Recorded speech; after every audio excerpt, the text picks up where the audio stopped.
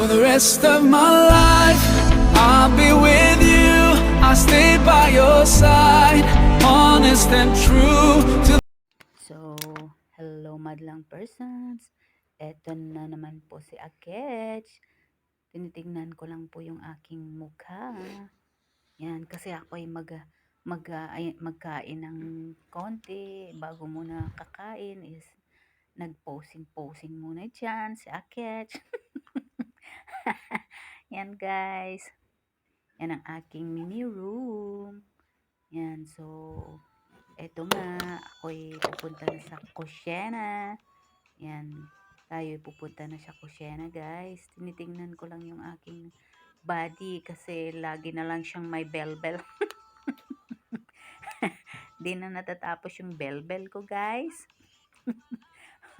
Ako'y nag-aayos na yan dyan guys. Dahil yung bags ko ay inilalagay ko na siya sa sabitan. Yan ang aking life here, being alone guys. Yan, nililigpit ko na yung jacket ko. Yan guys, ang aking life. So, yan palagi ang aking ginagawa dito. Naglilinis, nag-aayos ng aking mini room. Dahil alam nyo na guys, maganda rin yung organized, diba guys? So yan, pupunta na tayo ng kusyena. Yan guys, tayo'y maghugas ng ating kakainin. Ito pala yung baso ko na pinagkapihan guys. Ubos na siya. So, ayan. Ito na yung gagawin ko sa aking kusyena. Ako ay maghugas ng aking kakainin na papaya. Okay guys.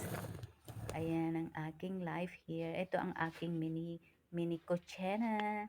Yan guys, tayo maghuhugas ng papaya. Tapos ko na pala siyang nabalatan guys. Yan guys. So ayan, hihiwa-hiwain ko siya kasi gusto ko siyang kainin na ganyan, yung fresh.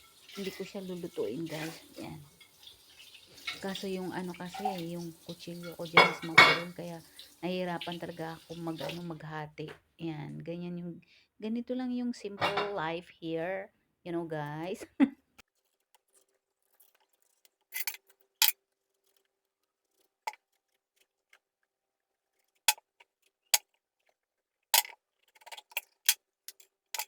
So, eto na nga yung finished product. Kakainin ko lang siya na ganyan, guys. So, thank you palagi sa pag-subscribe comment, share, and thank you guys for everything. So, thanks for watching. Babush!